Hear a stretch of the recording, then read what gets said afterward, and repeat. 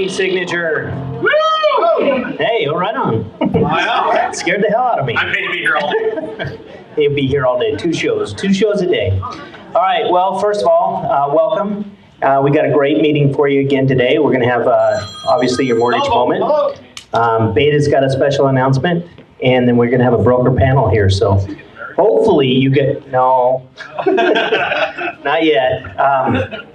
Hopefully you guys have some good questions for these guys. I know they've prepared battle to come up with some of the top issues that we deal with in our market. But if you got some other stuff, that would make it more fun. Yes, so, and then the other thing is, it's Tom's birthday today. He looks pretty good for 81. No, he's not that old. He's really not that old.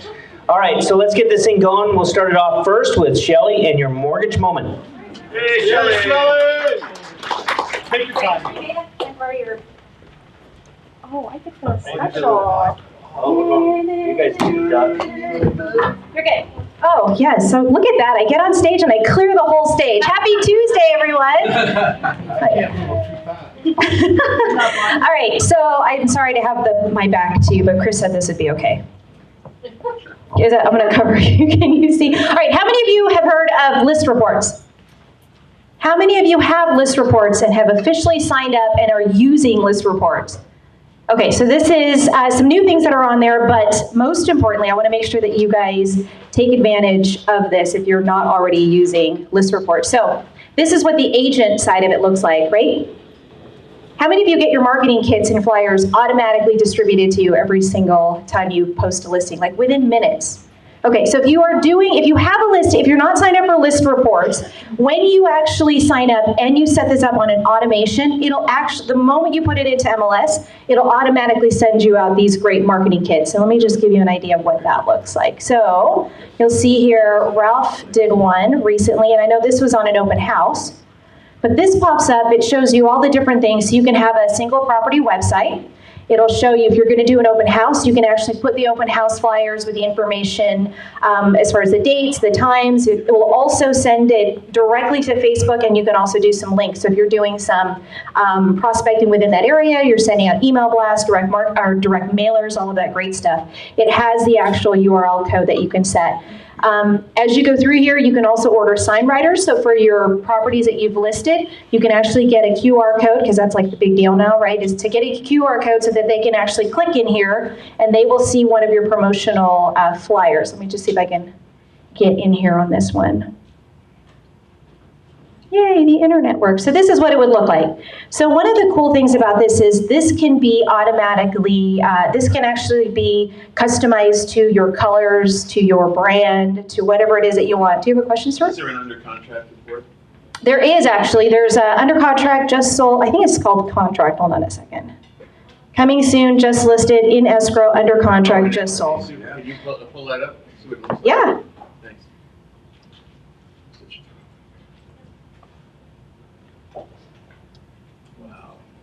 So these things here, so the color code or coloring can be different. If this were me, I'd put all purple, right? If it's you, maybe you want to have pink and yellow and green and orange, whatever the colors you may want. But one of the things that I want to encourage you to do, so it's free, first of all. Can everybody say that with me? It's free. Free $99. Okay, so the only thing that you have to do is ask one of our Prosperity Lending loan officers for an invite.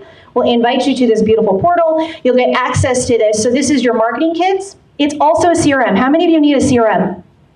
Nobody? Everybody has a CRM other than an Excel spreadsheet? Really need a CRM. Barbara needs a CRM. Okay. So this is one option for you where you can actually get, where your leads will post in from any of your QR codes. If you post this on social media, it will be directed to your actual leads. You can then export it out. So you can put it into maybe Follow Up Boss, Lion Den, whatever it is that you guys use, Prospect. Brevity, I think you guys use as well. Also, social media. How many of you guys love social media? Yeah. Half? Okay. And the number one reason people don't like social media is because they don't know what to post, right? So there's some great content in here, some pretty slides that you can put in, and this is how easy it is to share on here.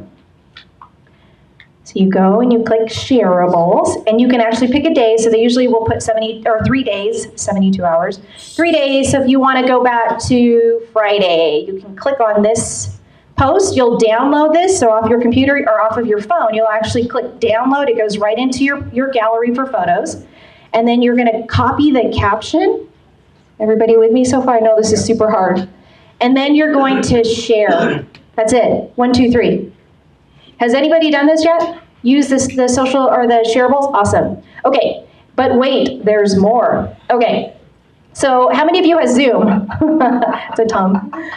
Okay, so I talked a little bit about Zoom, that through list reports, you can actually get your own Zoom type meeting.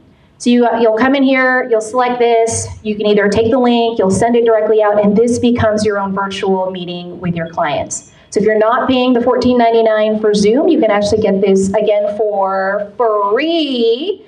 But this is inside of your list reports. So most important thing is to go in here into your into your profile, get all of your information input in here. Because this is marketing, right? You gotta make sure all of your special data, compliance issues or compliance license numbers, all that good stuff is in here. Make sure that you have your logos uploaded in here, and then you can go through the process of actually doing all of your templates, the color coding, and all that fun stuff. Any questions at all about list reports? How many of you would like an in-depth training on it? Really? Okay, all right, I'll do it. August is coming up, right? The August calendar is coming up, so I will put together that. If you guys have any questions, again, reach out to one of your Prosperity Lending loan officers. We'll get the invite, and then I will put out a calendar for an actual in-depth report on list reports. That's all I got. Yes. Yes, Patty. Oh, question. I just want to say I gave Shelly and her team a contract last Monday. We were in underwriting by Friday. What? So, thank you. That was Gabby. And she was on vacation. She was on vacation, that's right. Hawaii, that's what happens when you go to Hawaii. You guys don't know. You get contracts, and your contracts go into underwriting in a week. Awesome, thank you, Patty. Anything else? Nope. All right, so we missed one thing before we got started, buyer and seller needs. Anybody have any buyer and seller needs they want to share? All right. Hi, I have a buyer that's all cash that's looking for a property in Boulder City. So if you have any listings coming up in Boulder City, 2-bedroom, preferably with a garage, they're all cash. About $380 is their max. Say all cash? All cash. All right, Adam? Spendable cash. Guys, I got an awesome house out at Lake Las Vegas. It is 4-bedroom, 3-bath, 2,281 feet. It's been on the market for almost 2 months for $580,000. What's wrong with it? It's brand new construction. It's too damn expensive. It was on Tyson's Facebook page yesterday with a monsoon storm, so it was awesome. It's lakefront property now. Anyone else? I've got like 8. All right, so the long anticipated Beda Galetta. Hey, Beda! How's it going, guys? Just want to let you guys know we have some video packages rolled out for you guys. There's some flyers that go more in depth for each package. If you guys have any questions, message me on the app. Wow. Short and sweet. His video will be longer than this presentation.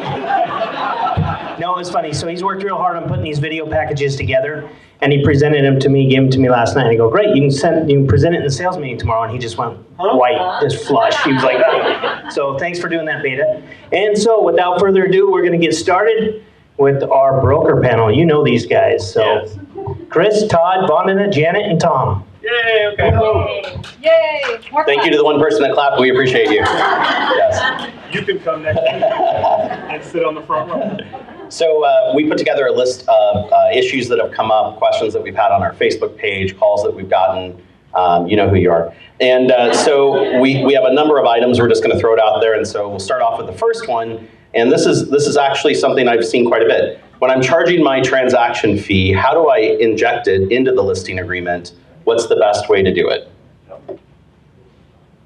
put it into the section that asks for it. It's what it is. There's a section. No, it's serious. It's So on the confusing. commission compensation section, so you're gonna put whatever your percentage is, the total percentage that's owed first, Should be the bigger number. then write the bigger Yeah. number. So the combination of the two, buyers and seller. And then it says and/or. If you click on the and, you can put then in the blank the transaction fee. Gotcha. So simple. Can I put it anywhere else? Additional remarks. Okay. Compensation Hey, agreement. I knew that. I'm asking the question for the benefit of the But there's group. also, let's say you do the listing agreement and for some reason you forget it in there, that's okay. You can actually go back and add it by doing a compensation agreement. There is a broker additional commission compensation agreement in transaction desk. So tools are all there. There you go. Okay, I'm working with a buyer who lives out of state. What are the best practices when it comes to the inspection, walkthrough, and transfer of the keys? Hire people. Yeah. I'll let you guys add into this. Anybody else? I can do a whole meeting. I know you can. We know. Anybody not know that? Well, first of all, you hire a home inspector, suggest several to your out-of-town client. But a lot of people have issues with the walkthrough. I'm not going to be here for the walkthrough. Will you do the walkthrough for me? We don't know anybody in town. And your answer is always no. You can pay the home inspector to come back and check on the things that the seller agreed to fix. It's a nominal fee, money well spent, but you may not take on the liability. Why? Well, because your taste, your degree of, yeah, this is okay, oh, this has got to be redone, may not be the same as your seller. And if your buyers, and if your buyer's unhappy, guess who they're going after? You. Let me just say that this is a conversation that happens at the beginning of the transaction. You're having a buyer consult, you're having a discussion about what their needs and wants are. And this discussion of how we're going to do the walkthrough needs to happen up front, because the best way to do it, in my opinion, is to have the inspector come back and do it. But guess what? That costs money. So make sure that you're having that conversation. Hey, how will we do the walkthrough if you're not going to be in town? Will you be in town? How will we do it if you're not in town? My suggestion is have the inspector come back and do it. By the way, this inspector charges this much, this inspector charges that much. So it's an upfront conversation. It's not a last second, oh my gosh, Todd, I have a walkthrough that's in 3 hours and they're not in town, what do I do? No, it has to happen in the beginning. This is stuff you get set up ahead of time so everybody knows how that's going to happen. Because they don't know, guys. The buyers don't know. They don't know what they don't know. That's why you have to know to get it set up front. I know. Do you have anything you want to add? So a couple of things too. It's his birthday. So there's a document in transaction desk that's for a buyer that is out of state, right? That actually is a waiver of liability saying that they're not going to view this property when they buy it. But everyone has a friend, right? They're moving to Las Vegas to get a job, to go to work with somebody here. And so hopefully, if they have a friend here that they work with, that would be better liability if they won't pay for the inspector. Many times I've taken it out of my own pocket to pay for it because the liability is on you. The other thing is the walkthrough. When they do the walkthrough, you guys remember we took away all the check boxes? So what are we really making sure it matches? The home inspection, right? The home inspection was done. They told them everything wrong. They did repairs. So it makes more sense the home inspector's gonna do it. What about keys? They're not here. I have the keys for their property. Do I just hold on to them until they show up? Forever. You move people in. Yeah, you squat the new rents are in there. So this, I need somewhere for my in-laws to be for the weekend. Can't I just sit them there? It's the new party house. and then you're gonna call the cops on them while they're there, I love it. So there's a company in town that actually will monitor vacant properties for out-of-state buyers. Don't ask me the name of it, but there's 2 or 3. But the problem is that when they take that property that's vacant and they're not gonna be here for 2 months, what happens if the property gets broken into? Who has the keys? Or there's a water leak. Right. And so you got to make sure as well that there's a plan of what's going to happen with the property after, that you're not sitting with the keys in your file, so now all the liability is on you, because they figured that you would check on the house till they got there. That's why you made all of that money. What do you want to add? Love it. Sure. Yeah. Wow, okay. Um, I just appreciate the answer. Yep. So explain the difference between the HOA package and the HOA demand. Yeah. So, so the HOA packet has all the CCNRs, the financials for the HOA. It's got, so everything on your CIC receipt, right, for resale package, that's all the documents that are actually in the resale packet. The demand is what the actual seller still owes on the property, if anything, right? It's going to give you an idea of what their monthly payments are, if there's any capital contributions, if there's any transfer fee, which by the way, you should be asking up front. You should be calling the HOA and asking these information. If there's a NORA fee, you guys know what a NORA fee is? Who doesn't know what a NORA fee is? You're just saying that shit. Your NORA fee, by the way, there are certain communities that have a capital contribution but call it something different. And if you don't indicate in the contract that it's going to be paid by one party or the other, it could fall on your client to make that payment. You need to call the HOA and ask, what is your monthly fees? How much is your capital contribution? How much is your transfer fee? Do you have any other fees that are associated with selling this property? Is there an inspection fee on the property that happens? All of that will be in the demand. And then from that moment, you can, it'll go to escrow. Escrow will put it all in a document and say, this is what you owe, seller, this is what you owe, buyer, based off of that thing. What is the NORA fee? It's a fee. Sun City. Like I said, it's like another fee. Like Sun City has it, but it's a fee for. New owner. Oh, I don't know what it stands for. Yeah. Yeah, it's 1/3 of 1%. It's like it's the capital it's their capital contribution. But Well, what it's 1701 or 1704. Yeah. what it's for is when somebody vacates a property for a reason that they don't expect. Let's take Sun City, Summerlin, for an example. People leave when they're not expected to leave because they've passed. And it's difficult to find family members afterwards to help maintain the property before it goes through, while it goes through the probate process, while it goes through finding family members to get it sold. And so there has to be a fund for them to be able to maintain the property as part of the HOA so that it stays in good condition for the rest of the neighbors. That's what the fee is used for. And you're going to find it mostly in retirement communities. You're not really good. There are some condo complexes I've heard that have it. I've actually run into one, but you're not typically going to find this in a non-55 or plus community, right? Did I say that right? Yeah. All right, that's what the NORA fee is for.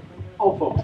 So one of the other things that came up on this in the same question is, what should my role be as a listing agent to prep my seller for the expense of these packages?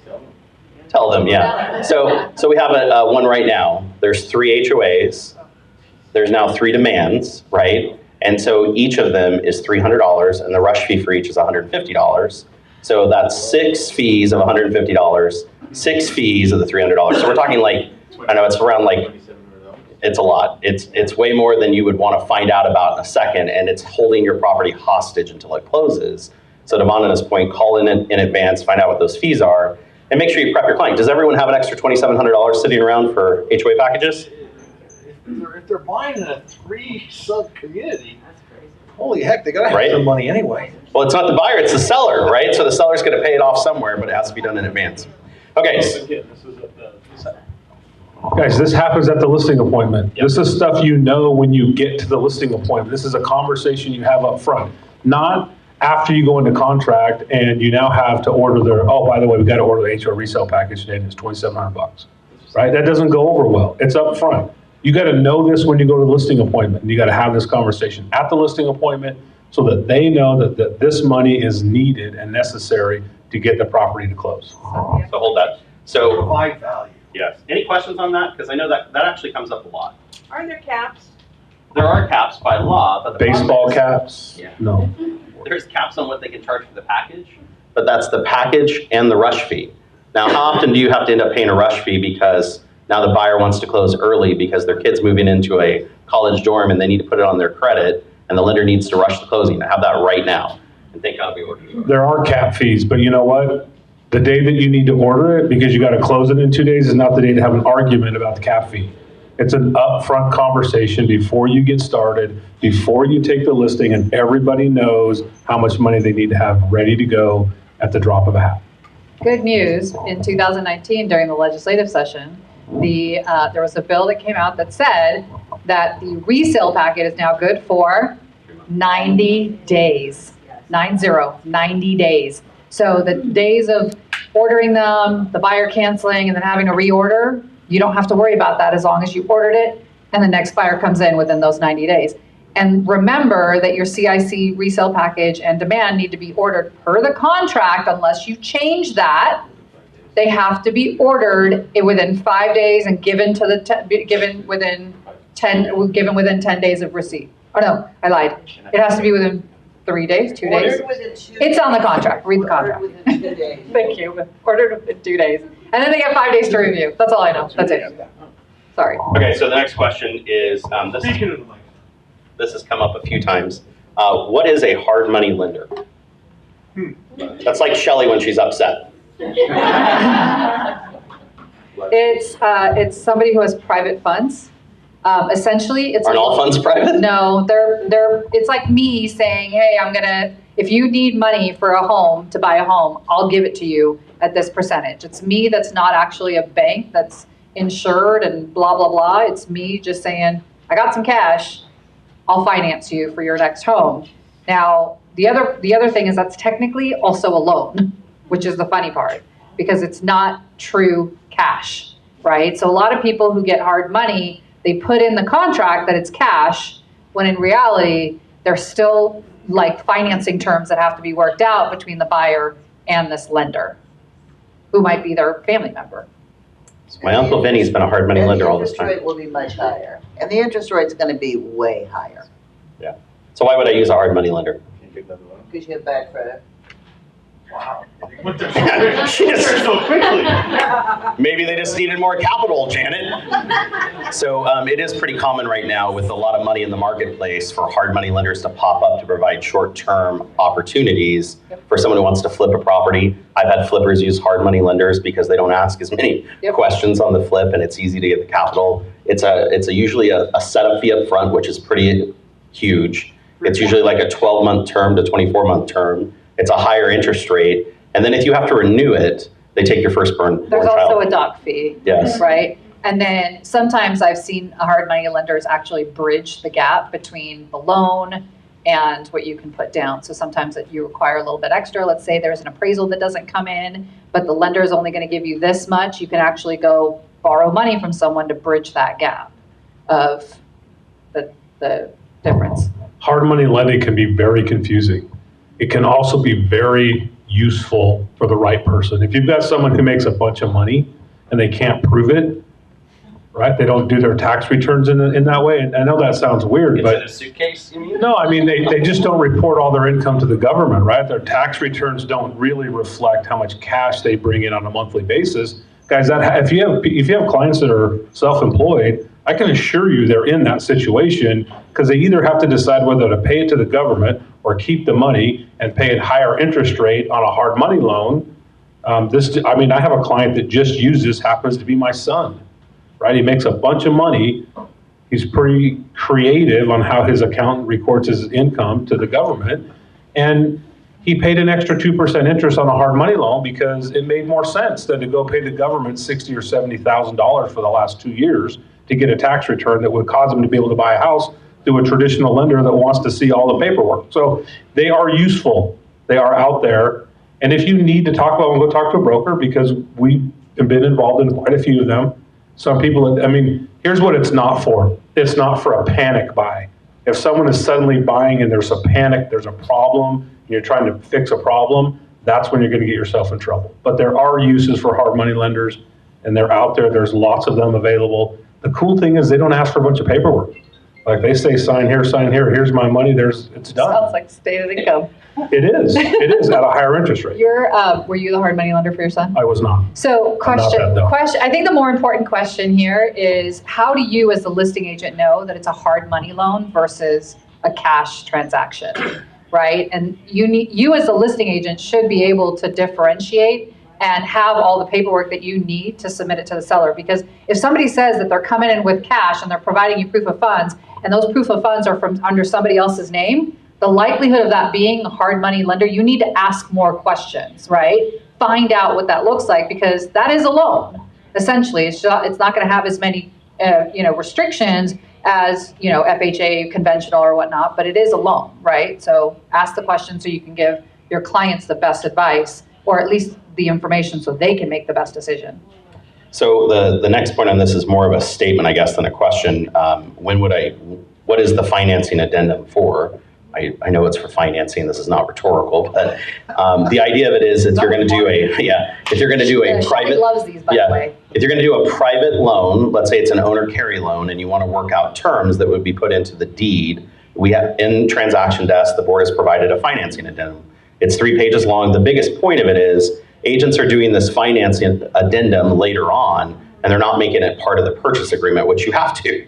You have to have the terms of financing all put together so that when you actually are instructing escrow, they're creating a deed for it as well. I just want to point out that if any of you are doing this in any way, please talk with a broker before you start it, because the worst place to be is at 11 o'clock at night with your buyer waiting for the offer and the seller's listing agent upset they haven't got it, and you're trying to figure out what to put into the financing addendum and Todd's asleep.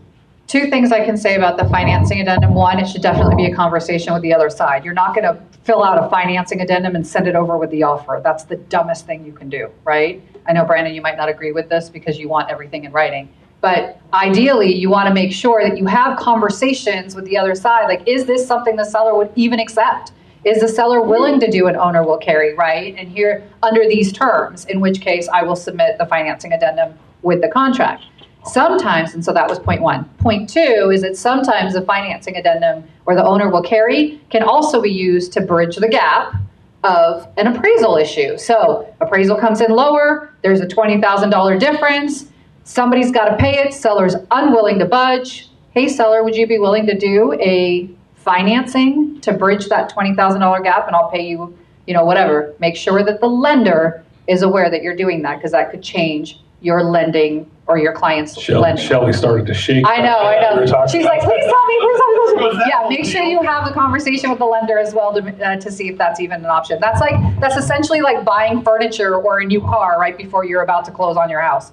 You have to have that conversation with the lender. You're welcome, Shelly. Again, very useful tool in our business, Yeah. Somewhat confusing, and Call you a should broker. absolutely be talking to a broker about it. But here's how you should not talk to your broker. Best practices here. Don't send a text that says, hey, what should I put on line 7 of the finance addendum on page 3? Because there's lots of questions that go with that, right? Sometimes some of these documents require that you actually drive down to the office and you go sit in an office with the broker and we have a long conversation about what the situation is. And a text isn't always the best way to handle that. So Chris's example of 11 o'clock at night waiting, yeah, that's not going to work. It's not going to happen, right? It's something we got to talk through. So make sure if you plan on doing that or someone's talking about doing that, make sure that you allow enough time for that to happen. You can also video call or video chat through our app if you can't drive down to the office. I'm just putting it out there. Beda, you have a question on Except in Green Valley. Is an owner will carry essentially a hard money loan?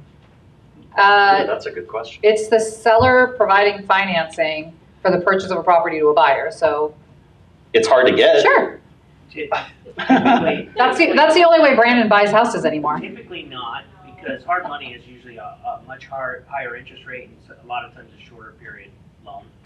But you can call it whatever you want.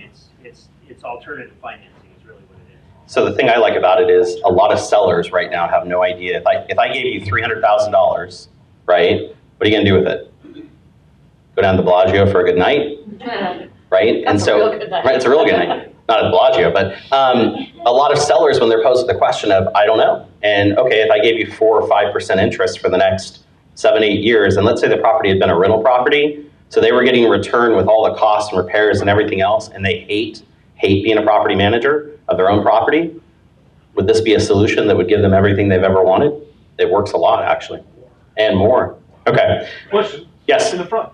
It would be great to be able to inform the seller of this option, but actually teach how they could do it, where we can get that information. So her question was, it'd be great to teach the seller about this at the listing presentation and an option for this. There are classes on it. It's not a commonly taught thing, I'll be honest, because it's kind of, skill and knowledge based. A lot of us have been through it and done it over multiple transactions, but we could actually put together a class on that, I'm sure. I would be hesitant to like tell a seller about it at the listing presentation. You know what I mean? It might be so. I disagree. It's different financing that opens them up to more of the marketplace where they can make more money. I'm not gonna. Especially if they have a lot of equity. Yeah, everyone has equity right now. I'm wrong. That happens very rare. But Well, if you follow the Tom or the Mike Ferry listing script, it asks them, do you need all your cash out? Yes. And that's the question you're asking, because if they need all their cash out, obviously this isn't the thing for them. But if they can defer it over time, that might be some options. You'll see it more often when the market changes and homes are a little bit harder to sell. It's still out there, but you'll see more of it when it gets harder. Absolutely. But there's tax reasons for somebody to want to do it, like a seller, because they don't realize all the. Can you get a mic, please, because they can't hear you on that. They heard me. I heard it. Beta, is there any other questions I missed? Nope. No. Funny enough, this next question goes into your question of what's the value of getting certifications or designations? So they actually have a certification on financing. I don't remember what it's called, but it goes over things like this. I'll find it. It's very rarely attended. I'm not kidding. It's like 4 days and it's all day, and you got toothpicks in your eyes and you're listening to it. But what is the value of a real estate agent getting a certification or a designation? Don't ask me. I mean, I have like 17 of them. So. And I got like 0. Her business card is, there's a second one they have to give you.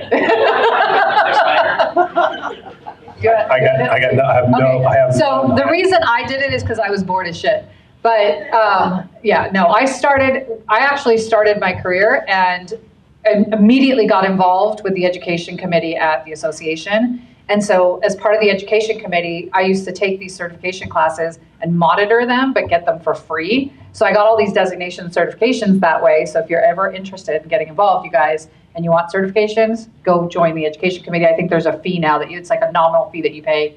But the reason I got them, the reason is because every time I wanted to, sell something, I'm one of those that I need all the information in front of me before I can make any decisions or do anything. And so I got these certifications because, for instance, I wanted to start selling luxury property. Well, there's a lot of nuances with luxury property that you, as an agent who sells a $15,000 property versus a $3 million property, it's different. You need to know what those are, right? When I went and got the certified, there was a certification for short sales.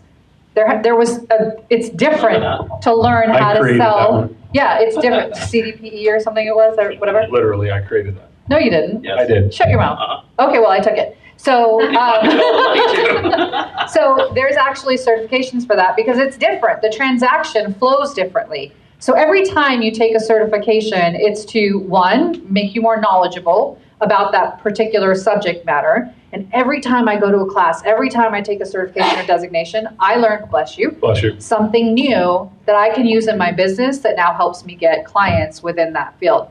It also is great for networking, right? So for instance, the CRS designation is phenomenal because it's worldwide. You have, and they're the highest, essentially they're meant to be the highest of caliber realtors.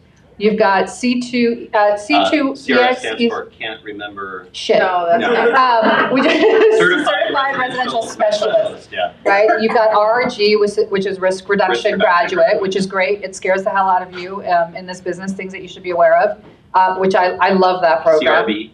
CRB, ABR, I mean, you name it, there's a certification ABC, for it. We should have a certification for something in here as well. But every time I go to one of these, I learn something, I meet people, I connect with people across the world and across the country that have the same certification designations. If you're not doing that, you are missing the point on getting them. You should absolutely connect with people. I'll stop talking now. I know you're trying. Go ahead. Go ahead. That's it. That was it. Did everybody get? Isn't there a certification class here tomorrow in this office on Wednesday? Oh, yeah. Oh, there you go. Oh, yeah, some DA thing. MVHAC. So this is for the veterans, right? Right. So if you want to specialize in selling and buying homes for people that are veterans or in the military, this is a certification you should probably get. I have zero connection to that community. No, not for any reason other than I've never been in the military. But if you have a connection there, it's probably a certification you should get.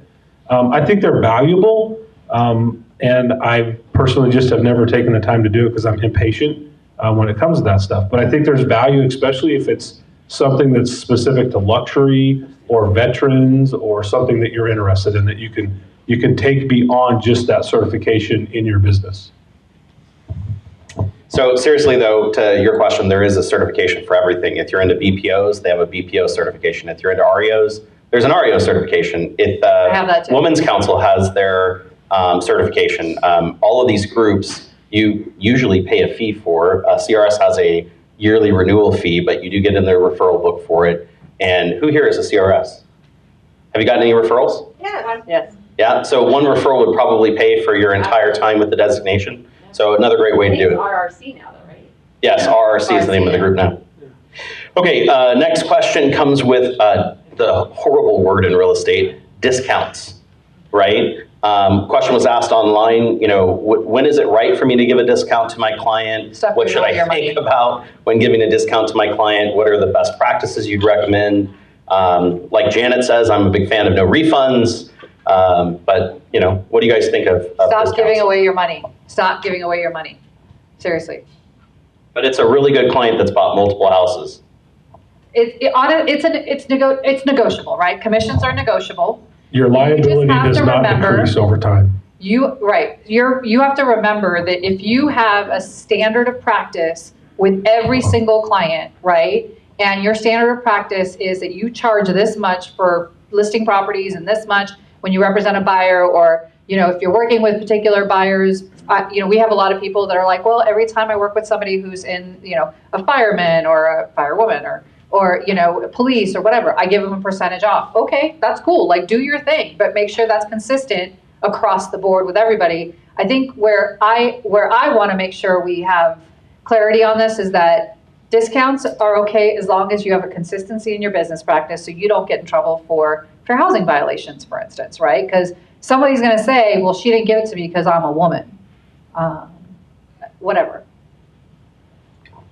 Also, the thing is too, the main point I think is what Vandana just said, is consistency to keep you from violating what you may not even know is a fair housing violation, number one. But think about discounts for really good clients. So I have to have both knees replaced, but that's going to be I'm making this up, but that's going to be 2 surgeries. And now I've recovered from that, and now I have to have my hip replaced. Do you think the doctor's going to discount me on my 3rd surgery? No. But I have a coupon. Billing insurance. So, but be consistent. And here's the thing. Your clients, whether you know it or not, have something in common that led them to you, and guess what? They talk. So if you discounted this person, but you don't really like women, so you charge a higher rate to this person, people are gonna know. So the other thing I notice is it's the 2 transactions, right? They're going to sell their house and buy a house, and that's the most common that I hear of. And here's the problem I see with agents that do end up offering some type of discount, is they always offer it on the listing side because that's where the client's at right now. Hey, the client wants me to list this for X because they're going to buy a house with me. What guarantee do you have right now they're going to buy that house? No guarantee. You're working your butt off, listing that home and selling it in one day, and that one day you weren't paying attention to them, they went to an open house or went to a builder, and the builder's not going to pay you anything. And so I've always tied them together. Listen, I get it, you're going to do that. Maybe I'll give you a 0.25% on both. On this one right now, and we'll go ahead and contract your buyer broker agreement for this purchase, and I'll take a 0.25% off of that.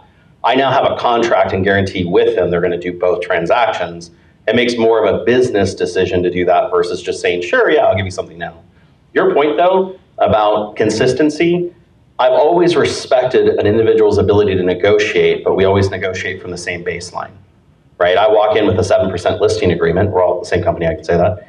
And if you can really negotiate with me and I'm prepared for the conversation, but you're really good at it and you're not going to take no for an answer, that's a business decision I end up making at the table versus me deciding before I've met them or what the problem is going to be, what I'm going to charge them. And that's what I see agents do. Yeah, I have a lot of, I have clients that say, well, there's this, the BAC fee.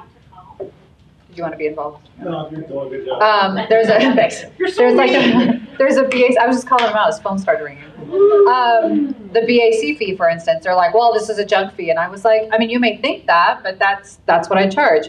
I'm, and this is consistent. This is what I do. And the moment I say this is a consistent business practice that I have, I've been doing it since 2003. Yes, the number increased since then, but it is a consistent business practice. This is how I do it.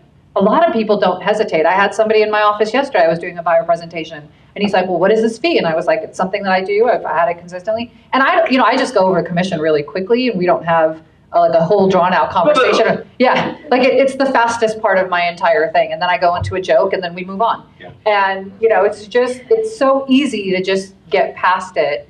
I would just remember, one, keep it consistent. Two, if you are what he said. If you are going to give a discount, let it be on that second portion of the transaction, not necessarily the first, unless the second is lower than the first, and then you get to decide.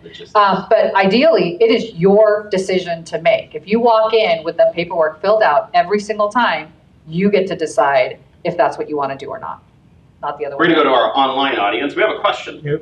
Are most certifications needed to be renewed every year? Yes. Yes. Some of them are 2 years, some of them are 4 years. It's a money pit. And some of them only send you a bill, not actually a class. So you've already taken the classes. Yeah. You got your designation, and now you get a yearly bill for the services. And some of them don't charge a fee. Yeah. Yours doesn't charge a fee after you've taken the class, does it? No. But it's only a certification, so Sure. it's 8 Not a hours. Designation, you pay for it. Yeah.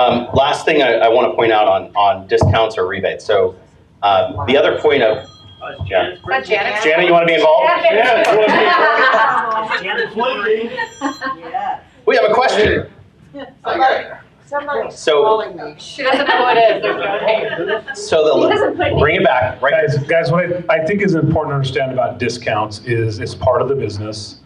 I would ask you not to have the mindset that when you go in that you plan to give a discount. Don't go in thinking, okay, I need to get this listing, and so to get it, I'm going to give a discount. Don't go in thinking that. If there's a conversation around that, look, everybody wants to know what you charge. They're going to ask, how much do you charge? It is a question. It is not a negotiation at that point. It's a question. I charge 7%. Oh, okay. Okay, great. What's next? You'd be Right? surprised how many I mean, people- as soon as you start going in there and go, well, I charge 7% and I charge 7% because this, look, it's just a question. Let them ask their questions. You answer their questions. And then if they start to negotiate because so-and-so was here and they said they would do this, that's a whole nother step in the business, and that's okay. Just don't go in with the mindset that I have to give a discount to get the business, because that's 100% false. Can I? This is funny. Anyone have a horse?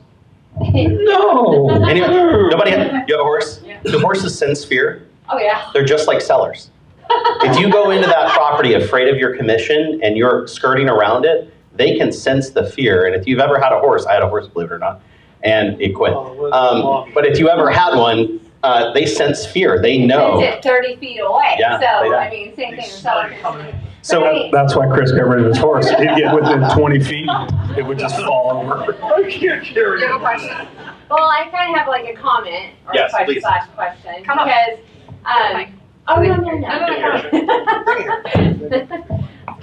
I didn't hear Mike to hear me. No. In here, but not on there. Oh, okay. It's about the So- camera. What? Yeah, come here a second. go ahead. It's taking longer. So anyways, the discount thing and all that stuff. So I have my business plan that I do all the time, blah, blah, blah.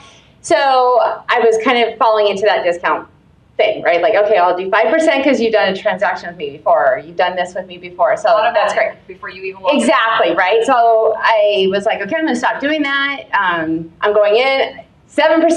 That's my fee. Here's my transaction fee, blah, blah, blah, blah, blah.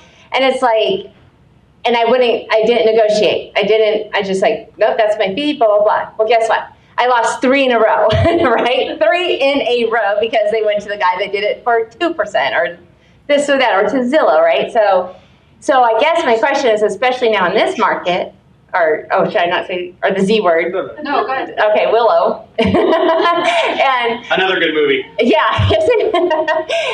So I guess my question is, especially like in this market, you know, I'm getting, again, all these people calling like, okay, I want you to list my house because they know what I can do and they love me. They see, you know, and I go in with my package, like these, I do these photos, this is what I do. They know I'm the stuff, right? However, they won't list unless I do that discount. And I'm going in strong and going in this way, but at some point, I mean, you just have to do it, right? Like, but you're saying, but then now what I'm worried about is your consistency thing, like, but as long as I have that contract filled out with the 7 beforehand, then I'm covered if I do have to. Then you're negotiating. Okay, all right, that's negotiating, right? You get to decide. There's no offense, I just don't want to lose anymore, even if I have to take the plunge. You get to make that. Sorry, go ahead. Okay, that's what kind of like threw up a red flag for me. So I think once you start discounting, you have to continue to discounting. So don't start. Yeah. So here's my answer to that, because it's a great question, and I've heard it, I can't believe how many times. Why do people pay a commission? What's the ultimate deciding factor? Because they want to sell their house. No. No. They like you. They like Value, right? Right. Now here's the thing, you already know you have a tremendous amount of value. Right.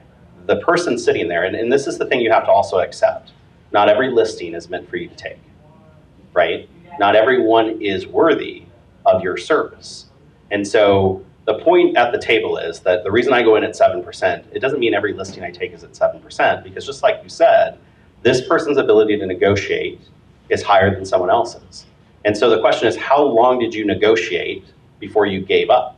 And I will be honest with you, many times in my career, I went one time. I can't tell you how many listings I actually went to, and I never actually asked them to sign my contract. I just did the presentation and left when they said nothing, right? But the point is that I'm sitting there at the table, I'm earning the commission as I'm negotiating, and if I end up at 6.5, there's always a number. There's a number today that if I don't leave this table that you will agree to let me take your listing. What's that number? And you throw out 5%. So now the delta we're negotiating isn't 7% anymore, it's 2%. I have to work back and forth with you, and I'm not gonna lie, I have a lot of tactics to make that 2% happen, because every 0.5% or quarters, by the way, everyone forgets about quarters and math that you did in elementary school when you're at a listing presentation, right? But my ability to sit and keep negotiating over the value is my job. And so I get it, I've lost many listings that didn't want to do it, but I don't know I'm worse off, right? At least you went on 3 listing appointments when most of the marketplace didn't go on any. Yeah. Think about that. There are right now 10,000 realtors that didn't go on a listing presentation the last 2 months. We know because they didn't list anything, right? Because if they did, the market would be in a better place. Last thing I want to say on rebates, and here's a lesson I learned a long time ago. You're not the only one in the transaction getting paid, so stop only giving your money. I see that all the time. You're the first person to pony up your money without engaging anyone else in negotiation to give up some of theirs, right? The other agent on the other side seems to be real cool with me giving a rebate. Oh yeah, that sounds like a great idea. Give all you want, right? And how many people are paid in a real estate transaction? Title, lenders, agents. I heard over 70 people make money from the closing of a house when you really think of everyone that's out there. Yeah. Now some of them won't participate.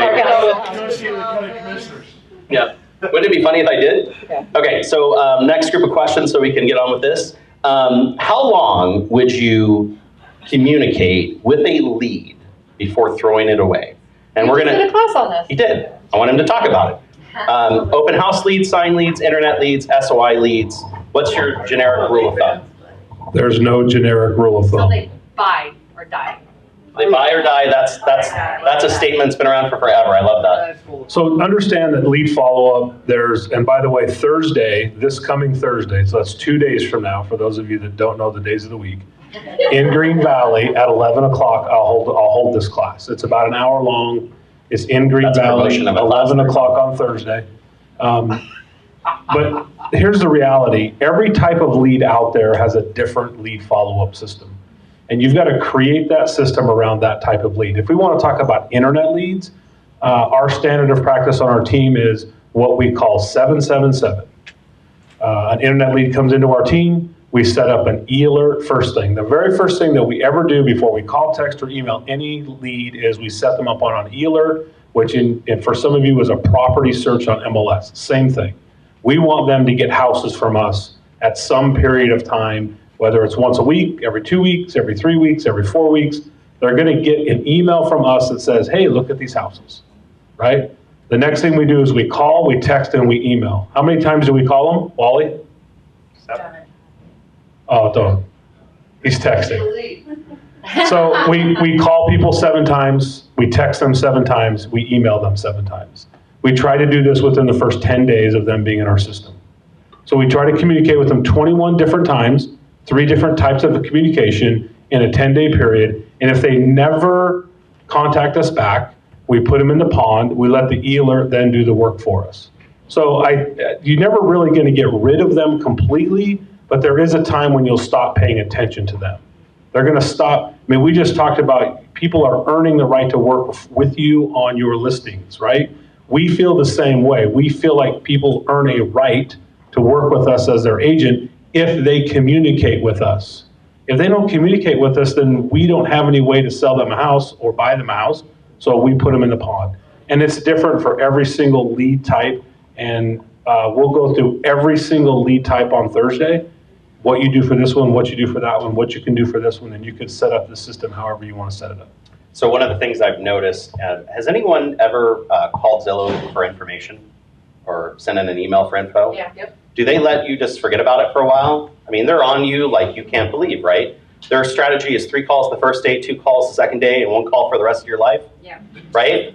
I mean, they don't relent. But that's in an automated system. I get it. And we're going to talk about that on Thursday, the difference between hand dialing people and who has a right to get a hand dial from you and who has a right to get a systemized call from you. So I want to share this.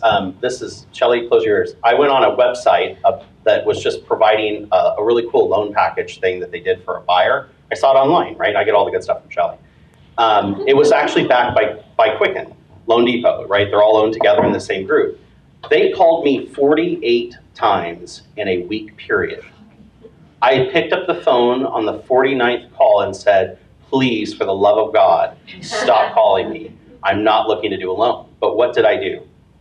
I communicated. You communicated. 48 times it took for me as a real estate agent to actually reply, but did they stop? Yeah. Now, let's just think about this. I don't care what your strategy is. I don't care what you do. How many times have you had an internet lead that you never physically talked to and you just thought, that's a crap lead, I'll throw it away? Probably 90% of them, right? If you get those, just send them to me. I'll pay you a referral fee. But the point is, 48 phone calls, how vested are you in converting those leads? Have you ever made 48 phone calls to a lead? Anyone up here ever got a call complaint about an agent that called somebody too many times?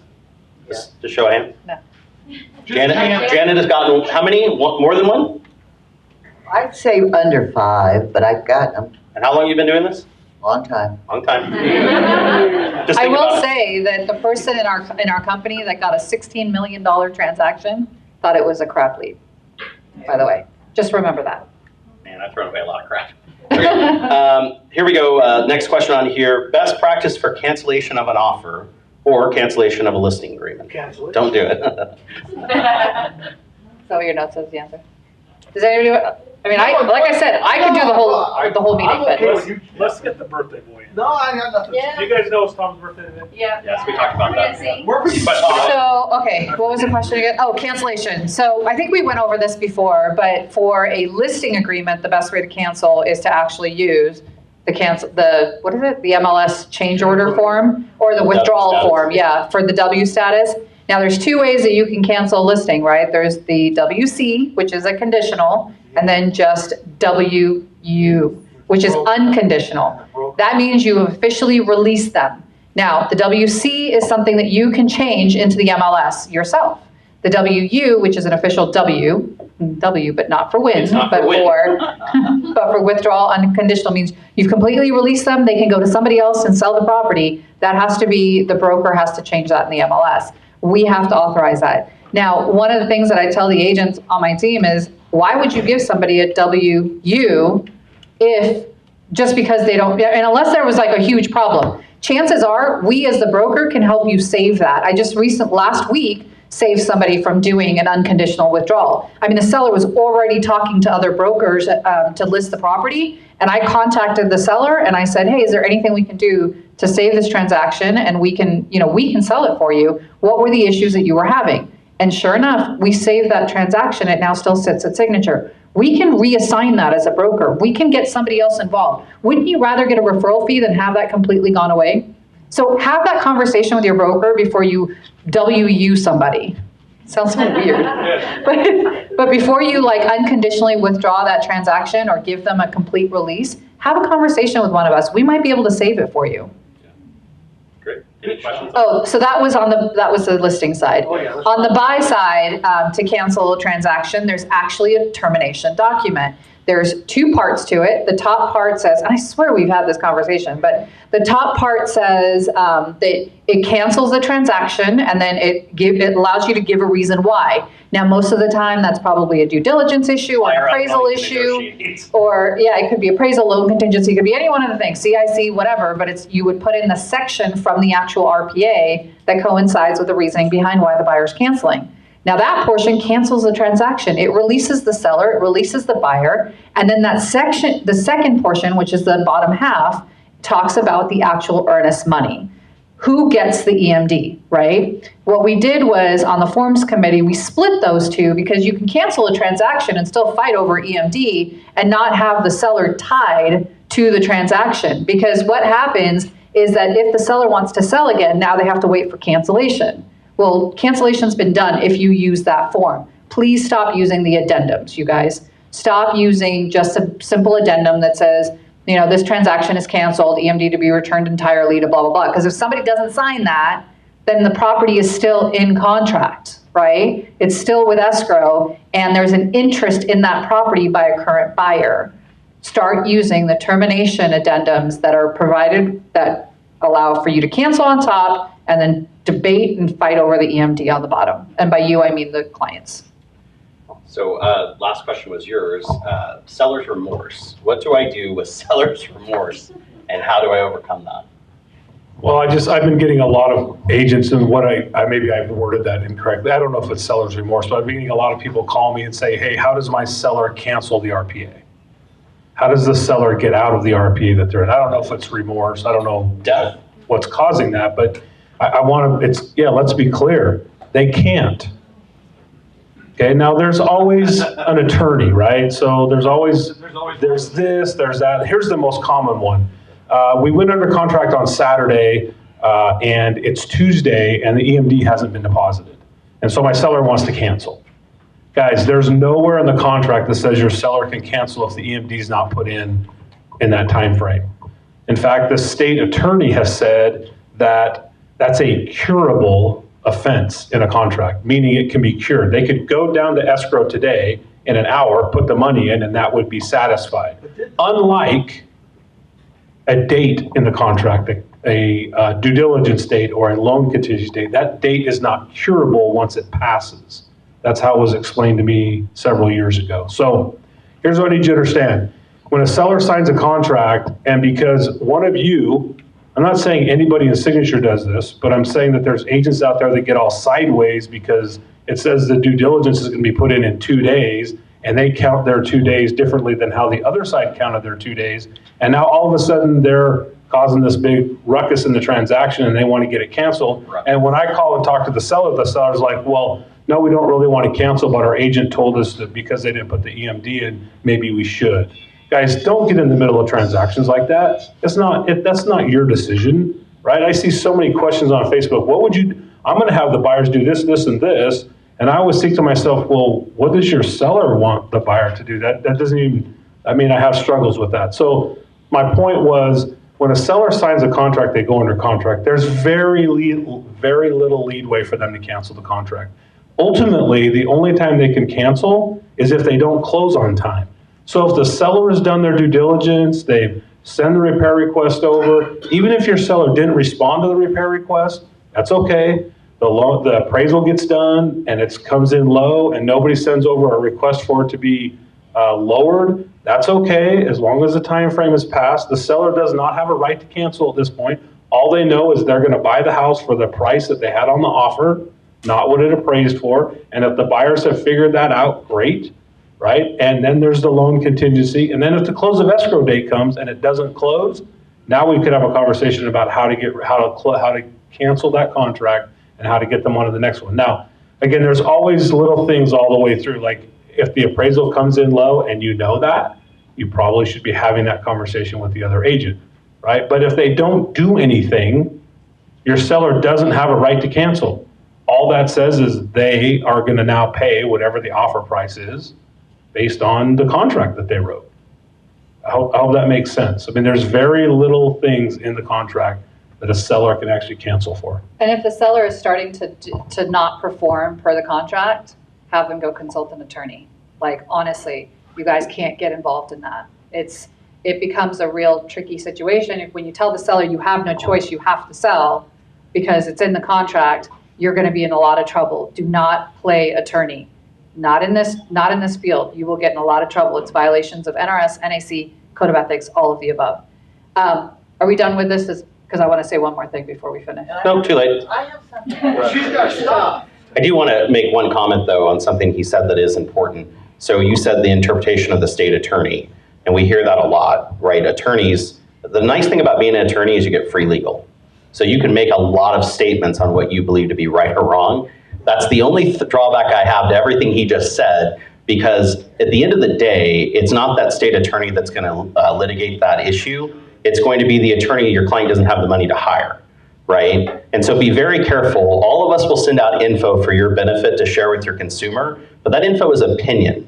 When I get something from Jan Hawley doesn't make the decisions for the real estate division or the commission, it's his opinion. The real estate administrator doesn't make decisions for the commission, it's their opinion. And so you got to be very careful when you present things, but to the point, no matter what it is, the buyer can close or not, and the seller can close or not. I've had sellers say, I had a seller who had stage 4 cancer in the middle of the deal, and they said, guess what? I don't care if it closes or not. I won't be here. I mean, think about that. Thank God he did make it. Okay, this actually happened during the deal, but he says, I'm not going to close. I'm not going to sign the documents. And I said, it's not my decision, but you could be litigated against for not closing. I don't care. But it was his decision to take that stance on his legal counsel. It had nothing to do with me. What was my job and role? Number 1, to try to save the deal. Number 2 is to point him in the right direction of where to go to get the info. But Todd's right. Stop interjecting yourself into their lives to make their decisions. Go ahead and do your last thing. The one thing I really want to mention, because I've had this asked to me like 4 or 5 times in the last week, right, is you are about to go take a listing. It is a seller who has the property that has been managing it on their own. It's been, there's a tenant in place and they have a lease, or they're on a month-to-month, right? And I keep getting questions about this. Well, what should the landlord do? I'm like, unfortunately, you don't represent them in that transaction. They have a contract. They should go consult an attorney because that contract will advise them. They can also contact Southern Nevada Eviction Services because they have an attorney on file and they can help guide them. But you should really not be getting involved in that. Be very careful what you advise the sellers. And if you're calling me for that advice, I'm telling you, this is what I'm going to say. They should be contacting Southern Nevada Eviction Services and they should hire an attorney. Not for eviction, but for notice. But for notice, yeah, like how to give notice. I understand. They should, right? Because it looks like eviction every time they post a notice and it's 30-day, it says eviction, everybody thinks they're getting evicted. But either way, they need to hire an attorney to have that discussion to review what the contract says. I don't know what the contract says. They do. It's between them. I'm not going to give you advice on that. Fair enough? Sure. Cool. Janet. Last thing from Janet. Okay, I have 2 quick things. One is, and I'm going to tell you this now in case you missed the calendar because next week is August. So Thursday, August the 5th, I'm having a lunch and learn with attorney Lee Dreisen. And there have been a lot of issues with solar panels, leased solar panels. And so the topic of the CE class, it's only 1 hour, is solar panels, a nightmare for real estate agents. So if you want to come attend that class, you'll get lunch, an hour of your time. I have no idea. The lights will be dimmed during the class. But please RSVP with Bobby at my front desk. One more thing, thank you to everybody who signed up for bowling. I'm leaving here, going to the board, and association building. I'm turning your money and your forms that I filled out in. No refunds. Friday, Sunset Station. Bowling starts promptly at 9. If you don't know where Sunset Station is, it's across Green Valley, across from the Galleria Mall. Please be there in time to, one, find your lane. I'm not assigning lanes. We'll have lanes all in a row. When you check in, they'll say, oh, you're on lanes, 12 through whatever. Go find a lane, find a friend, wear your red t-shirt, but allow yourself enough time to get your shoes in. Choose a ball if you don't have your own. And if you have your own, we may put you on a special lane. So Friday, see you Friday. The winning lane. All right, you guys, go sell some stuff. Have a great week. See you all Tuesday.